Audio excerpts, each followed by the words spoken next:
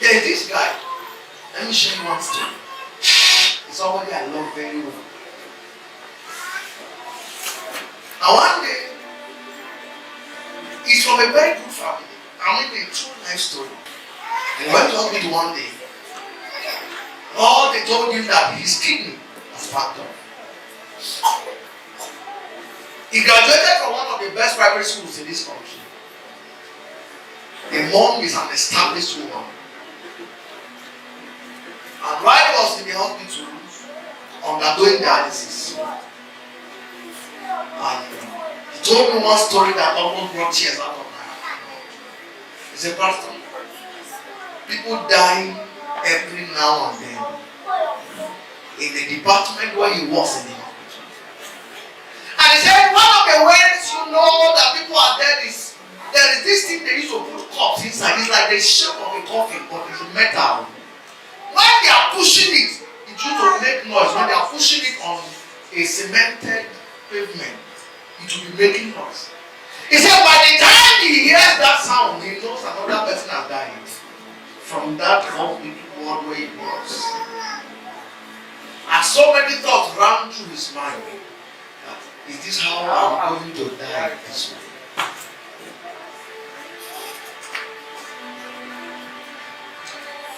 Eventually, he pleaded for mercy that God should save his life. The mom was able to raise the money. He took him to India, spent 35 million Nigerian money to give him another kidney. When he came back, he's alive, though on medication. Some of you need to hear these things so you know the value of life. That God gave to you free. And he survived. And this guy became so committed to God in church. You know, when you know the depth of the mercy God has shown you, you will know how to appreciate it. 35 million Nigerian. There are many of them that have not handled that kind of money before. Somebody just used it for one part of his body. Everything in your body is working. I know of another one in this same city. This guy was good. A lawyer. Very good. You know, there are some lawyers that when they handle your case, you can never lose.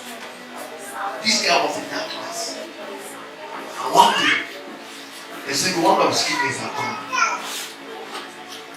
And they looked for money then. It was around 19 million thereabouts. This money I'm calling is this small money. Flew him, did transport, and he came. He began to do his normal business. Shortly after, the second kidney now flew. As I'm talking to you, only God knows the depth that young man went through. The rest is history.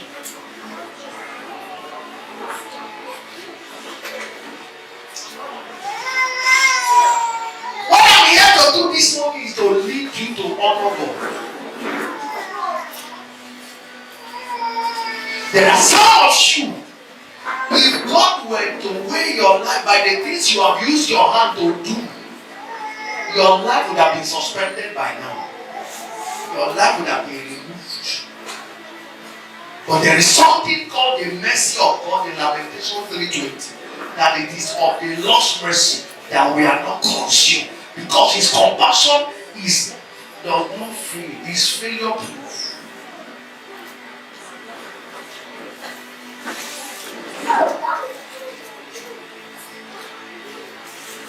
There are many of you that the grace God has shown you that even when you don't have money, people still believe that you have millions in your account.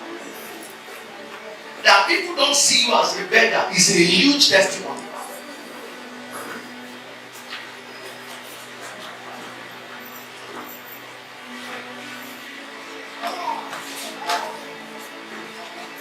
There are people seated down with me. If you were to be God to judge yourself, you know that you are not qualified for life.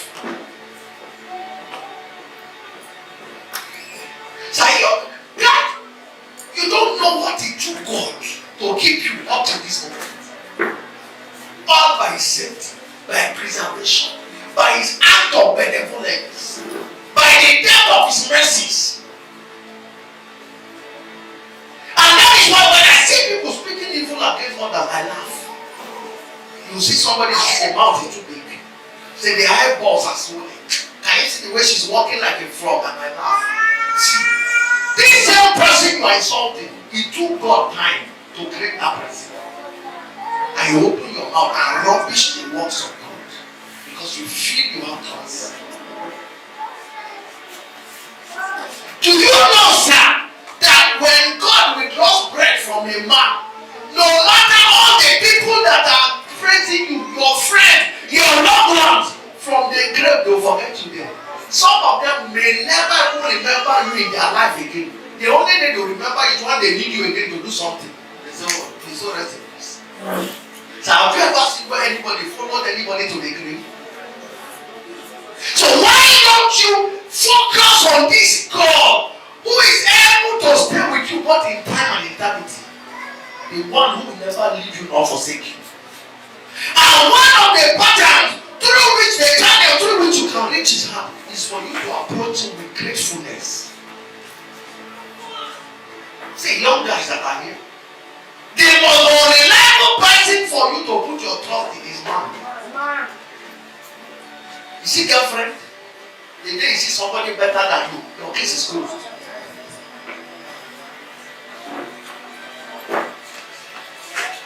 You see, your uncles, he does not own life. Uncle also can die. Have you not seen some people that are powerful as power in this nation? Overnight, God just took them. Everybody on earth has an appointed time. The only one who does not have an appointed time is the one who is the beginning and the end. So your work is to relate with him so that you can stay in between that beginning and the end. Yes. Just be in the middle.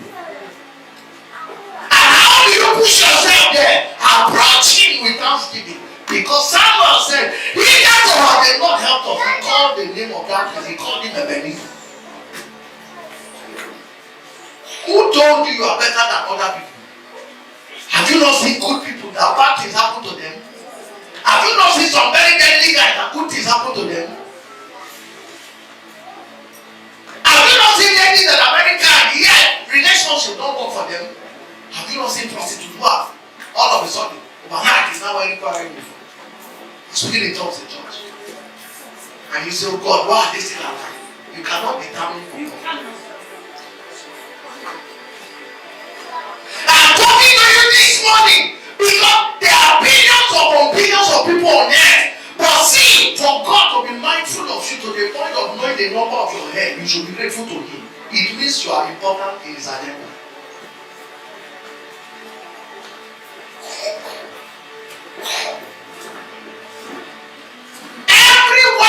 Sound of my voice, there is something you must never take lightly. It is the gift of God.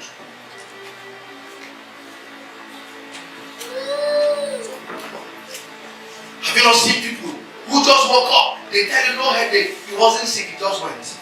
Have you not seen people who were sick? They took them to hospital. They said they began to respond to treatment, yet they died. He's responding to treatment, he still died. He was not sick, he died. Yeah, there are many of you. The sicknesses you have survived, nobody knew you will survive. There's something called the valley of the shadow of death. Many of you have passed through that valley before. Yet you are still here on 27. Is it what today? The 26th December. Pass through the valley of the shadow of death. Yet you are here. Maybe you need to find out the story of David. He was running from Saul. When he went to hide, the guy still came in 1 Samuel 21. I said, oh, is it not the one that Saul has been looking for? When he came to help. So there are situations in life that even friends can decide to forsake you. But hold to the apron, to the one who will never leave you, even when everybody turns their back on you.